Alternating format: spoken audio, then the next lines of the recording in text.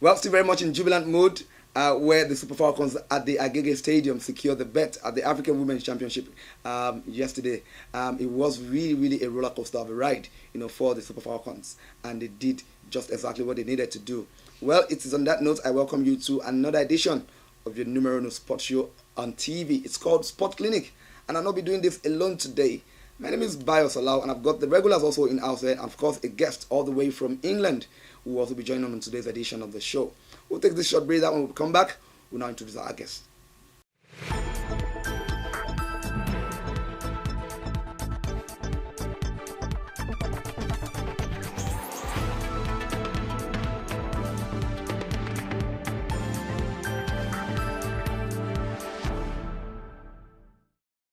Alright, welcome back. It's still Sports Klinic. Of course, I just introduced myself. Bayo Salau is my name.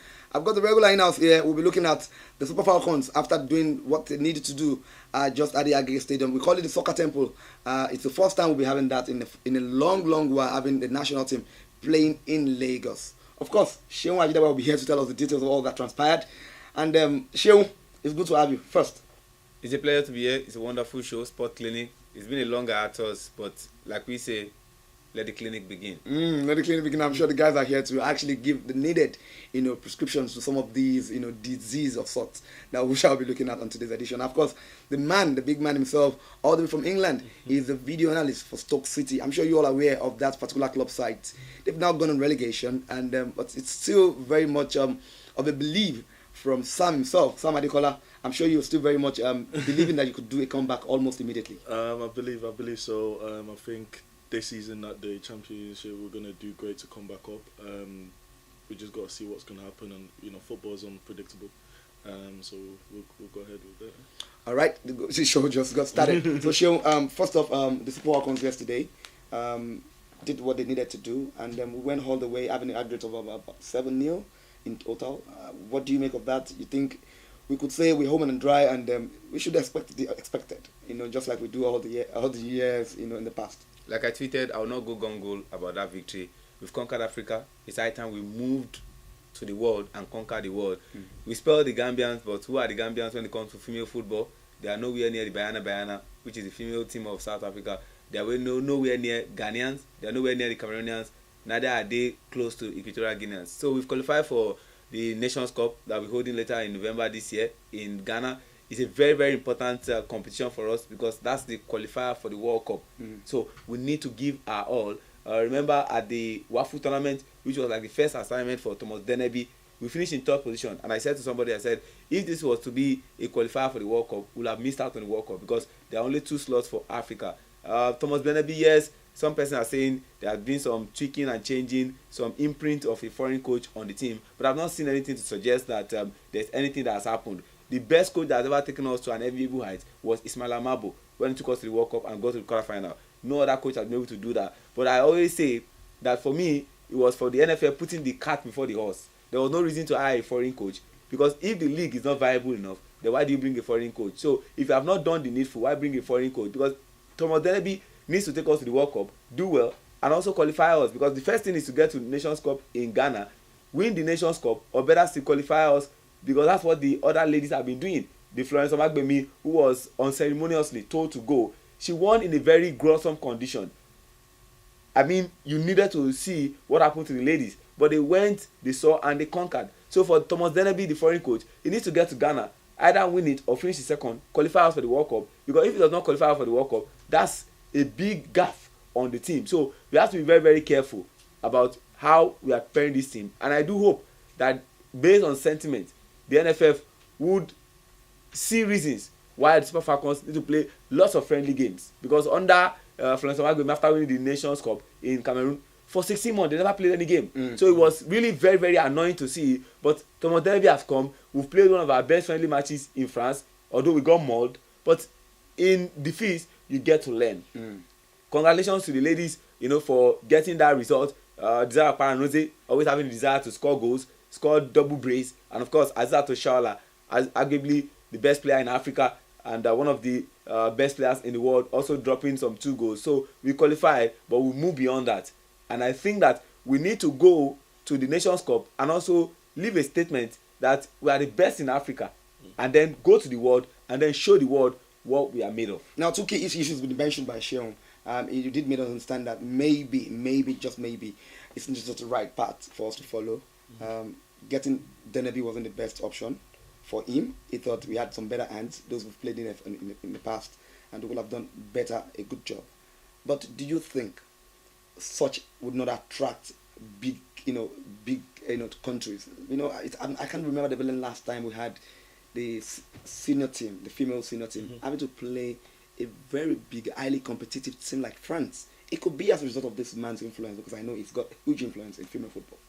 Yeah, I mean, female football is something that, in general to the whole world, is starting to become a big expectation. And for country kind of like France, and I know even in Asia, their women's teams are really great. Yeah.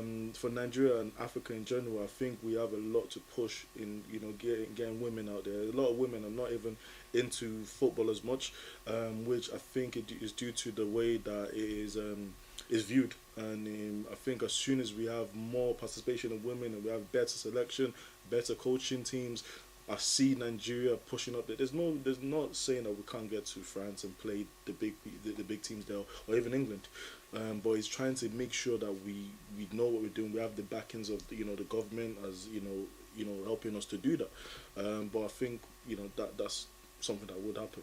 But sorry for cutting you loose. It's because we don't appreciate our own. That's the honest truth. Exactly. Florence Omagbemi was the captain of the Super Falcons when she was playing, and these ladies told me one-on-one, Azato Shaula and Onomebi had to play through pain to play in the final. They said they played for her, just like some players are playing for Zidane in Real Madrid. They said they played for Florence Omagbemi because she's a respected and a revered player all over the world. And don't forget, Bayo, Omagbemi is a member of the FIFA Technical Study Group for the women. That counts for something. Just like I'm very enthusiastic that our own Sunday Ogochukwu Olise was a member of the Technical Study Group at the last World Cup in Brazil, and our own Emmanuel Amunike is also a member of the Technical Study Group for this year's World Cup. So we don't appreciate our own. Once you appreciate them, then things will work out fine. Absolutely. I think almost sealed, and I think we've given an answer to that. And it's one of the best positions we can actually get, because we actually raised two issues here about how important Deneby could be, or how important it could be for the Super Falcons moving forward. And we've been able to actually understand that, yes, it's got a wide range of experience, but it isn't just enough. It needs to also have an understanding of the African terrain, specifically the Nigerian politics. The politics of playing our own game here has to be understood. Has he understood that well enough? These are some of the questions that are bugging him that he needs to answer in a couple of months' time. But again, like Shegun said, we can't just go hooray or huru. We have to wait till the next couple of months to see how exactly he intends to take Nigeria to the next level. We'll be waiting for another breather, and when we do come back, it will be now time to go everything global. We'll be back.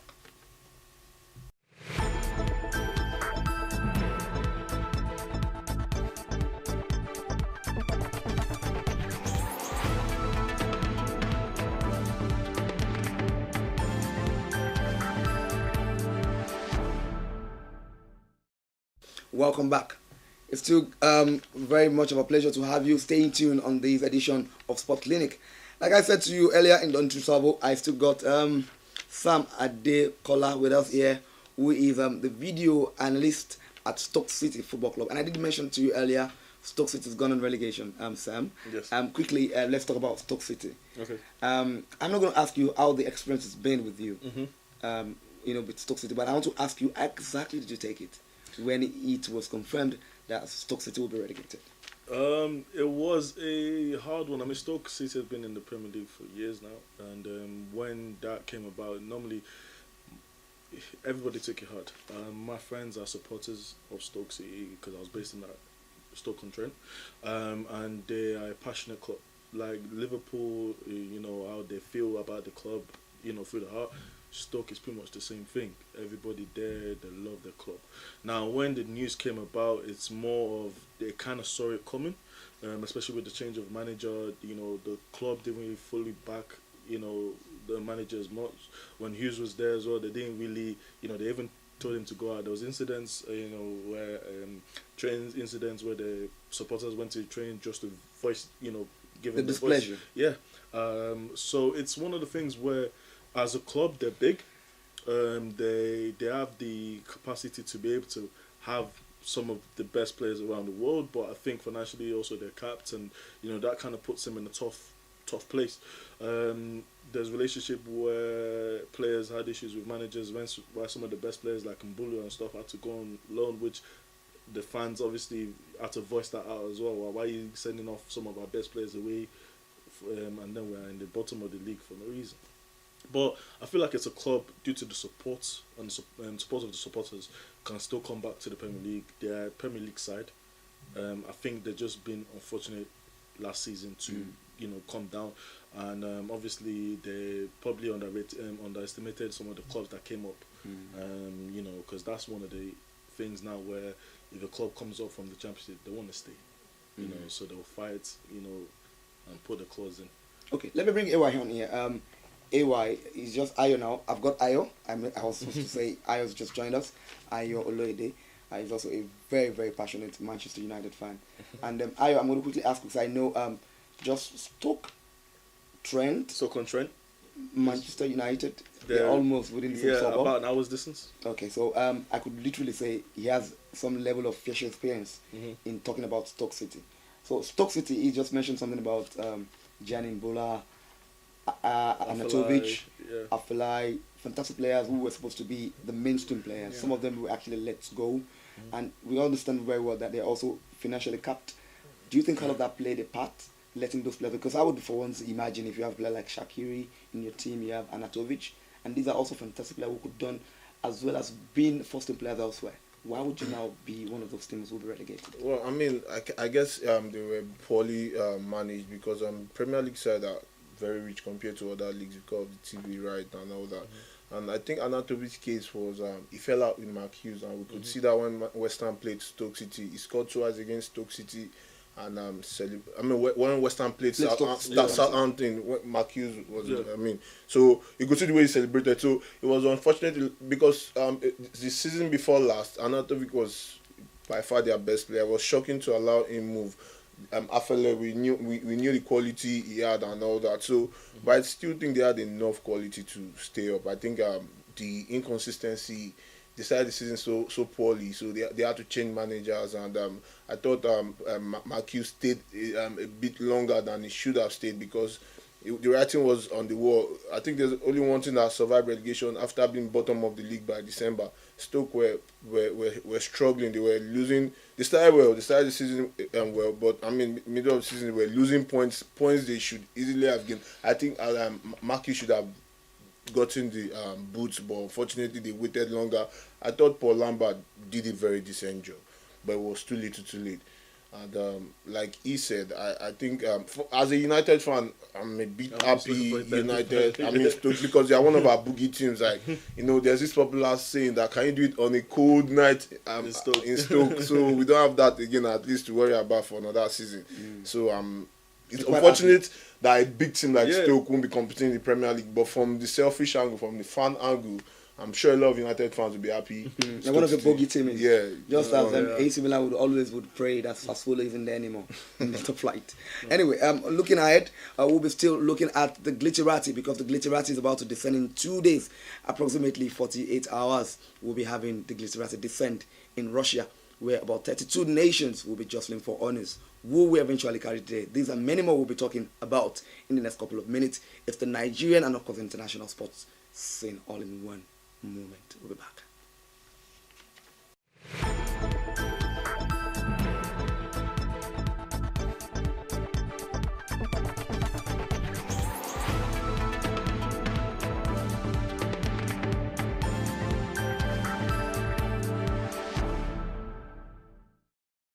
What will the Super Eagles give at this year's World Cup? We've been at the World Cup since the start of the early 90s, specifically 1994, where we actually rode the world on a very, very good ride. It was surprising to see Nigeria ended the way it actually ended, his own sojourn at the World Cup. But this year we have another chance. Do not forget, since 1994 and 2018, Nigeria has participated at five World Cup finals. This year making it the 6th edition. The Super Eagles will fly in its flag. But we aren't too sure exactly which Super Eagles will turn out since our flying start in Road 2018. We have some couple of games played in between, but we've not been able to actually see exactly which Super Eagles will turn out in the opening game against Croatia. But before we get there, we look at the group stages, and we have to start from Group A, where we have host Russia, Saudi Arabia, Egypt, and Uruguay. Do not forget, quick start on this: Russia, of course, the host nations. Yeah. Saudi Arabia, after a long year of absence, are back at the World Cup. I think the last time they appeared was in 1998. Yeah. We have Egypt, who's never been part of it since the late 90s or early 90s, I meant to say. And Uruguay, of course, popularly known for the first edition of World Cup, played in Uruguay. And of course, they won it. That's in 1930. So these are some of the few stats we need to just read out. But coming into the analysis segment, if I ask you plainly, which team do you think, or which teams do you think would go through that stage? Go out of the group stage. Personally, Russia, home country, home nation. They have obviously their hand. They have the advantage. They have that support. Their support is going to be should be larger than any other nation there. Plus, they do have talent. Let's not forget that. Also, I don't know. I'm a bit contemplated with Egypt and Algeria due to the fact that Egypt, they have the likes of Mo Salah, but with this current injury that happened, I don't know if that's going to affect his game when if he plays or if he plays or not. But Algeria as well, Uruguay. I feel like they'll be the one to follow through as well. You want to say that from the personal point of view, just like of course, Uruguay has to be the favourite from the group because they've got quality, they've got experience. Diego Forlan, Luis Suarez. Forlan would be there, but we have Cavani and Luis Suarez. Exactly, that's what I mean. Very frightening attack. I think for the good of the World Cup, I would love Russia to qualify because to be a disaster if the home nation crashes out at the first stage of the World Cup. Unfortunately for Egypt, well, we could say because I'm African, I should ordinarily root for Egypt. But again, for us to still see massive turnout at game venues, I think I want the host nation to go a bit further than the group stage. So I would say Uruguay and Russia for me to qualify. Well, if you're leaving that to the fact that you want the host nation to actually have more fans turn out, I think we have bigger nations, even more than Russia. Yes, they're the host nation, but I think all they're trying to do, all the World Cup is all about, is about unification. Yeah. And unification that comes with a lot of understanding. And if there's an understanding that they are supposed to be hosts to some of these big guys, the big guns, I think that's what football is about. It's about celebrity. It's about class. It's about artistry. And if you cannot get that at the feet of the Russians, and you could get that elsewhere, I think it says a lot about what the World Cup pushes. You could host, and you may eventually not become the winner. Of course, it just helps build the excitement. But it's a good thing, like he just mentioned, that it builds up the excitement. It makes it good for the game. Because that's what it's all about. But anyway, moving ahead, Group B: Portugal, Spain, Morocco, France. Some kind of nexus, here, because you have Portugal, you have Spain, you have Morocco, then you have Iran, and you begin to ask yourself questions. There's this sort of nexus between Portugal and Spain, if not for anything, the fact that they share some quality players in between, players playing in the league. Then again, the language is almost of similitude. They live one little island. They're the same island. So you want to ask questions that it might just be for who to give who in the end, if peradventure one of these teams comes as a surprise, let's say for instance Iran or Morocco. But I'll ask you quickly, AY. Undoubtedly, these two teams would come into mind. But do you think any surprise could be sprung by Morocco? I think Morocco. For me, there should be a team to watch because they've got a quality coach in Hervé Renard. He has shown how good he is. He's done. The only team who did not lose a game. Yeah, we saw what he did with the Zambia national team. He won the CAF champion as well with Ivory Coast, and I would say the Nations Cup. Meant to say. Yeah, the Nations Cup rather. I've seen some of their friendly matches, and I think they look like a team who understand each other. Like the cohesion is there, and the most important thing going into the World Cup is for you to have that football philosophy. Football philosophy, and having Renard team, they've shown it over the years. And even Spain and Portugal don't up their game, I think they might be in for a surprise while playing Morocco. I quite want to agree a bit, but do you also share the same sentiment? Like I said before, football is unpredictable. And, the sense of a team could come in like Spain or Portugal and they might not bring the A game fully because obviously they might underestimate their opponent. But then if you have a good manager like Morocco does, then you're gonna be in for a game. I think it's gonna be a good group stage. That is, I don't think I probably won't see a massive like gap between the points that's gonna be wrapped up.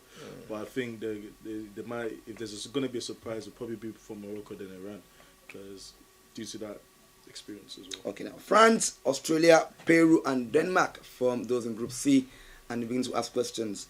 France got it well enough. It's been ages since the last time they actually laid their hands on the FIFA trophy. Australia, well, they blow like cold water, sometimes hot water.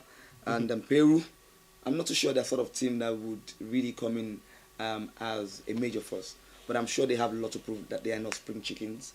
So as well is Denmark, who I think after taking out Nigeria at the last time out of France 98, all of Nigeria not to remember them from that results, because Nigeria from this divide we weren't too comfortable about having them as a playing groups. And almost sound that as a team that would, or as a fan that would say no to Denmark where they face.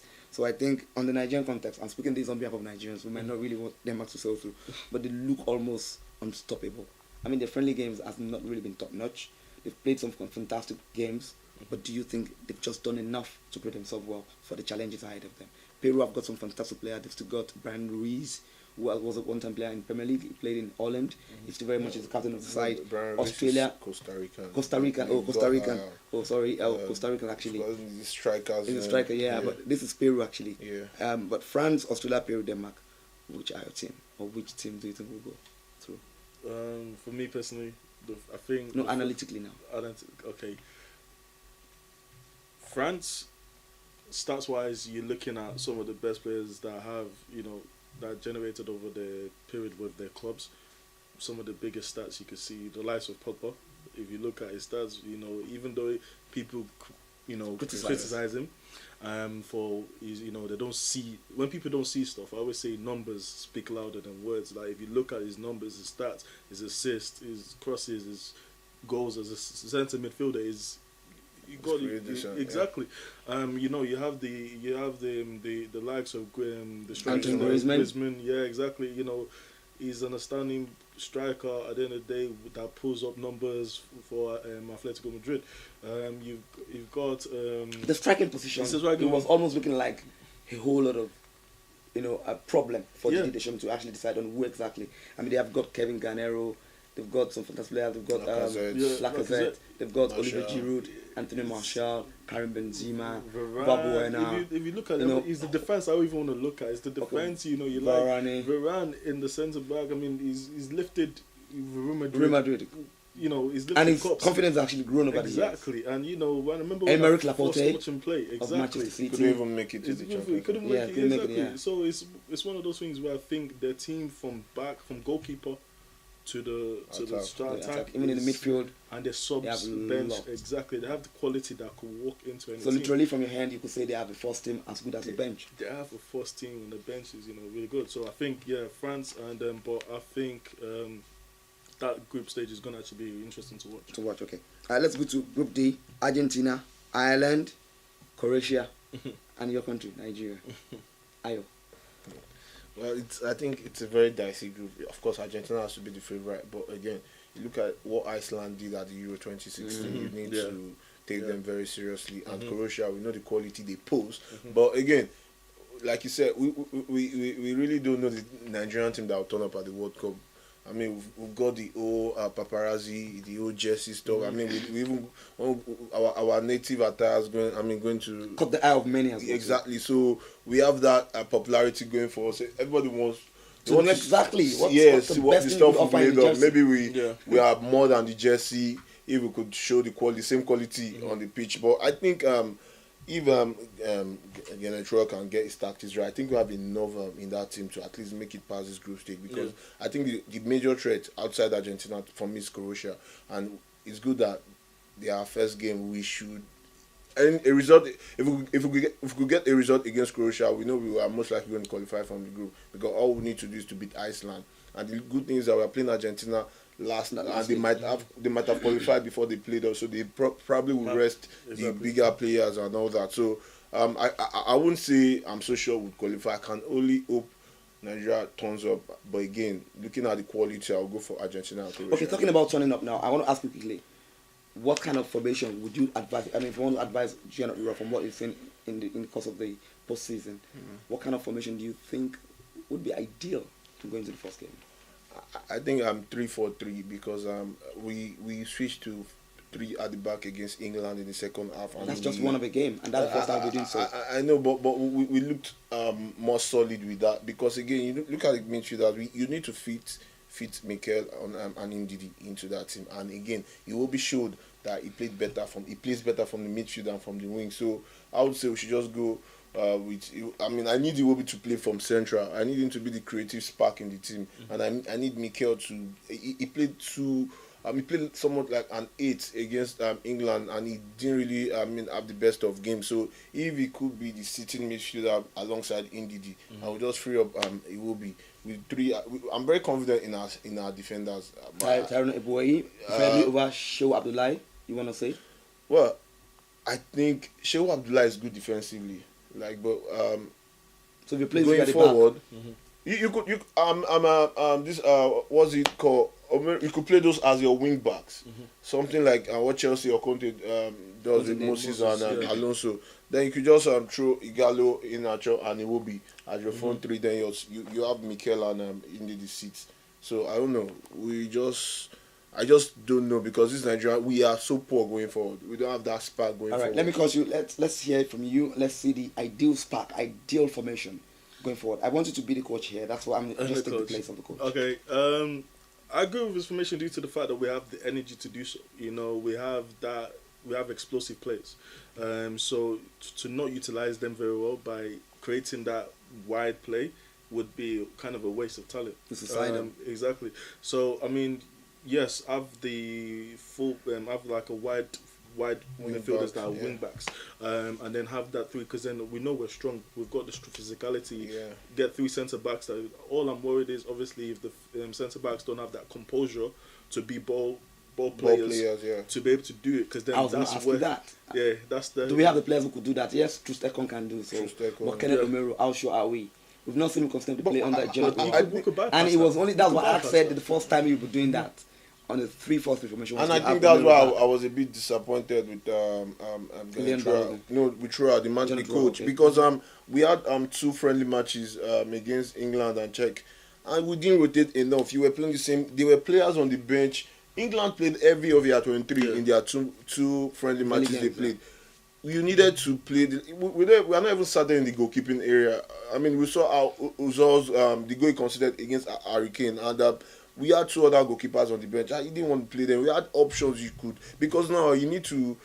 This is the reason why we play friendly matches to ascertain try and error. We didn't need to win those friendly matches in 1998. We lost most of our friendly matches and we did so well at the World Cup. In 2002, we won most of our friendly matches and we did poorly. So for me, it's not about those friendly matches. It's about trying out new formations, new things. But unfortunately, maybe he has his formation already in his head. But let's just hope it works. All right, we'll leave it like that. I hope that the Nigerian lad understands that over 180 million Nigerians will be looking ahead to seeing exactly what they would make out of this opportunity. They're quite young, if not the youngest in the World Cup, I dare say.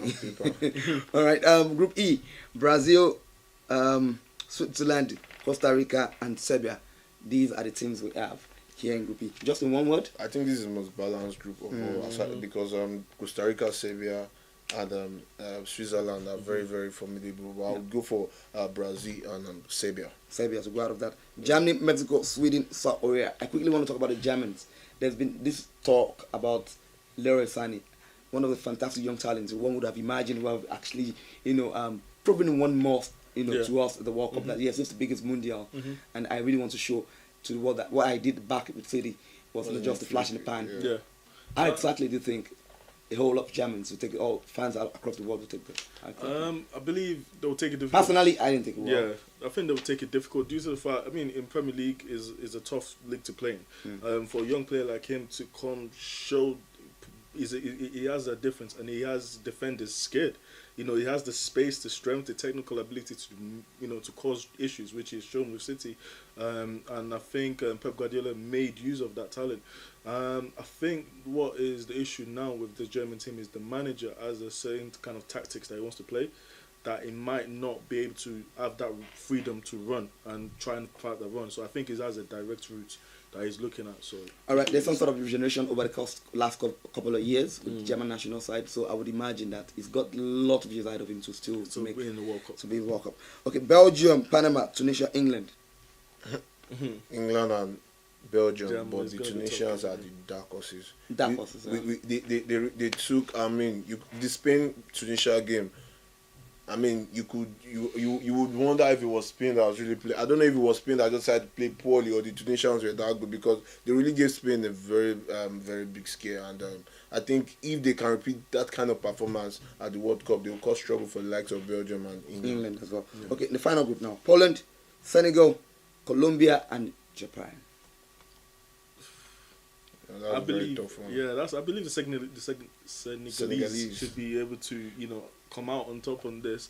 But also, like I said to you, Asia and their football are actually starting to develop a lot. They, you know, they pose a lot of threats, and I feel like Japan could do something unthinkable if they're given the chance to. But it's going to be a tough group. Now let's look at Japan. Basically, I want us to look at this group where you have Japan and Colombia. Colombia, I know that they have a man who look forward to, James Rodriguez. Yes. With due respect to other players, I think if you have this guy at the Mundial, you almost have everything. You think James Rodriguez. You think Colombia could just be touted as the favorite in this group, because it looks as though that Senegal looks as a favorite. For me, I think Senegal. Because a lot of people Senegal for me, they are the dark horses of this World Cup. Exactly. And again, you said okay, Colombia, they've got James maybe, but you've forgotten that Poland has got Lewandowski, and they've got some exciting players going forward. The likes of Peach, Kuba and all that. Yeah. So I think for me, it's going to be Senegal and Colombia, because the Polish teams, I mean, they might have that quality, but they don't have that cohesiveness. Yeah. At least going by what we've seen, even throughout the qualifiers and the World Cup, we could see that Lewandowski was the one dragging them through. At the big stage, they always choke. Because what I always realize, in every World Cup, the team that wins are the ones that have that team cohesion. That team bond strength, and you know, we've seen it a lot, especially with Germany, Brazil in the past, and you know, that's what made Nigeria go through those stages back then. I think we're just missing that. Okay, so the long and short of all of this is, for anybody, for any team coming to World Cup, one thing is for sure: there must be some level of coherence. You have to have that cohesive spark. And again, let's remind you that one of the biggest teasers to have the World Cup been won is to have you not have a foreign manager. It must come from your land. The which team would actually break that hard. It's a big oddity that whole of persons are looking towards, and we're not too sure who exactly will turn out to actually break the jinx of having a foreign manager do the unthinkable the first time out at the biggest mundial of football showpiece. This is how we're going to end it today. So next week should make a date. We'll do another exciting edition. By then, we'll have been in the nitty-gritty of the World Cup itself. So we'll look at some of the groups and how fair and how exactly at these predictions will have been by then. This is the much we'll be taking today. Thanks, guys, for coming around. I am, of course, Sam, probably from England. All right, my name is Bayo Salau. It's good to have you around. Thanks. Bye.